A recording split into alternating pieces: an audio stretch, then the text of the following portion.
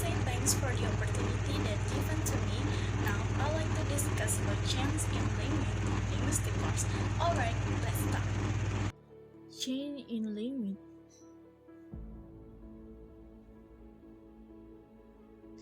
Language change is a variation over time in a language feature. Below, there are three of very different versions of Old English, Middle English, and Modern English.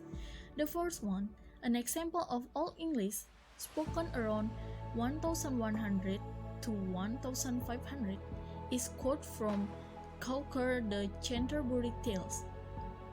One that April with his sour salt, it means when April with its sweet showers. The second one, example of Middle English from the days leading up to the poet Shakespeare. Know you this man? It means, do you know this man? Why sing he so loud? It means, why does he sing so loud? The third, the following example English from the 16th century, which are considered to be the beginning of modern English, are quoted from Shakespeare. The summoning of every month called it is, that of our lips and indignation. The example above show that there have been change in the history of the development of the English language. However, the process of change that occur cannot be observed. They are actually a relative determination of its time. Because, as already mentioned, the change didn't occur at a certain point in time, but was a long process. The effect of arbitrariness. It has come to be known that by definition, language is arbitrary in the sense that there is no logical relation between form and its meaning. That the link between a word and its meaning is arbitrary can be seen by comparing the words that are assigned to the same thing in different languages. Example: English food, Indonesian kaki, Balinese cokol. English cow, Indonesian sapi, Balinese sampi. English two, Indonesian dua, Balinese kale. It can be seen that the words for three items in three languages are very different. As a result of the arbitrary connection between the sound and word that represent them, there may be change in the use and therefore the meaning of many words in the pronunciation and the grammar of language. Proto-language. A fascinating thing that can be learned from the study of language is that the different languages today may have developed from one common source language or proto-language. No one actually speaks a proto-language today.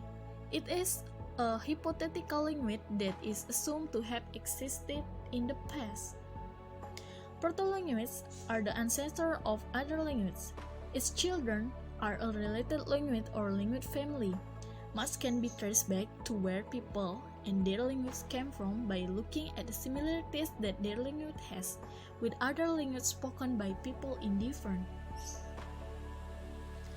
The example of proto-language: Indonesian 2, Tongan Ua, Fijian Ruat, Indonesian 4, Tongan Fa, Fijian Fa, Indonesian 5, Tongan 5, Fijian 5. Based from the example, we can see that they have similar words in different languages, which may be caused by two possible causes. There are, one language has borrowed a word from another, or the languages are related, that is, they have the same source or proto-language. There was evidently a Proto-Indonesian European language, where both English and Hindi come from. As well, Pacific language originate from a Proto-Oceanic language. Family trees for language can be drawn in the same way as our flesh and blood family. There are the example of Austronesian family tree.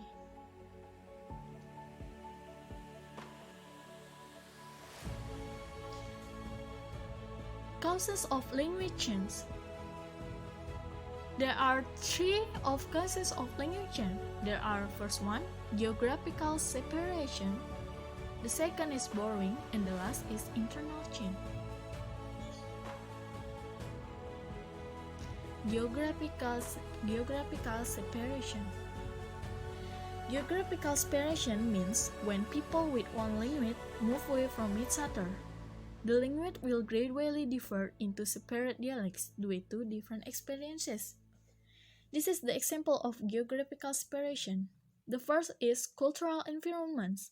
As a culture evolves, new places, situations, and objects inevitably enter its language, whether or not the culture encounters different people.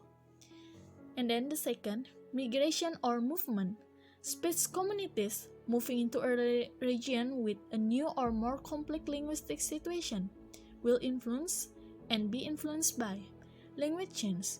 They something even end up with entirely new language, such as Pidgins and Creoles. Borrowing.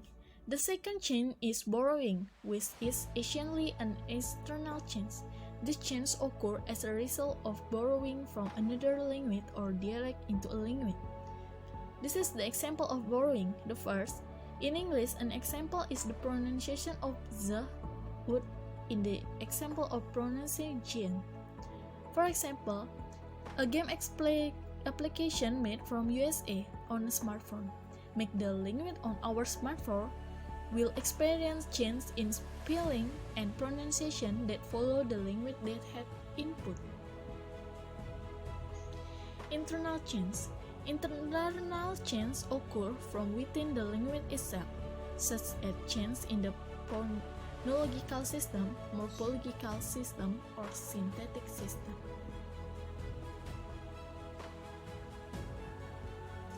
Phonological change. In Indonesian, phonological change occur in the spelling of the language from van opusens spelling to the perfected spelling. In the old spelling, there is also the phoneme z in the word syarat, or it means syarat. Sjahdu or syahdu, sjahdan or syahdan. Phoneme th in the word cakap, it means cakap. Cantik, it means cantik.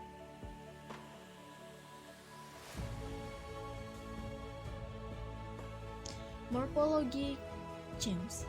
Language change can also occur in the field of morphology, namely in the process of word formation. For example, in Indonesia, there is a process of penasalan in the process of forming word with the prefix in pe.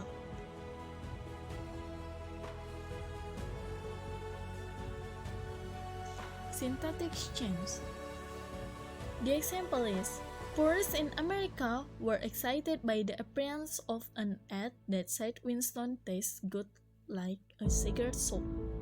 They said that the ad sentence was very bad because they said there was a rule in English that the word like can only be followed by a nominal and cannot be used as a conjunction to deliver an embedded sentence.